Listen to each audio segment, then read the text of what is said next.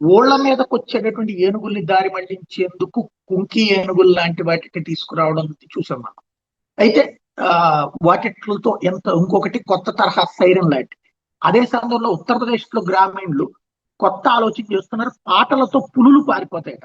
సంగీతంతో ఎవరైనా ఇట్టే ఆకర్షితులవుతారో మనకు తెలుసు కానీ ఉత్తరప్రదేశ్ లోని గ్రామీణులు ఏకంగా పులుల్నే భయపెడుతున్నారు. కత్తులు కర్రలకు బదులుగా సంగీతంతో, అది మామూలు సినిమా పాటలతోనే వాటిని అదరగొడుతున్నారు. సంగీత ధ్వనులు దాటి పులులు అడవిని దాటి పొలాలు ఆవాసాల వైపు రావడానికి చెబుతున్నాయి. ఇప్పుడు తాము ఊరు బయటికి పొలాలు చెరుకు తోటలోకి నిర్భయంగా వెళ్ళొస్తున్నామని గొప్పగా చెప్తున్నారు.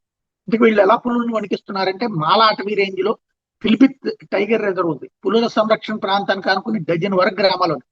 గ్రామాల చుట్టూ పొలాలు, దట్టంగా చెరుకు తోటలు ఉన్నాయి. ఇటీవల కాలంలో టైగర్ రిజర్వ్ లోని పులు పొలాల చెరుకు తోటలో ప్రవేశిస్తున్నాయి. ఆవాసాల సమీపంలో సంచరిస్తుండదు, జనం భయభ్రాంతులకు గురవుతున్నారు. అధికారులకు ఎన్నిసార్లు చెప్పినా చర్యలు చూడండి. దీంతో జమునియా గ్రామానికి చెందిన కృష్ణకుమార్ ఉపాయం కనిపెట్టారు.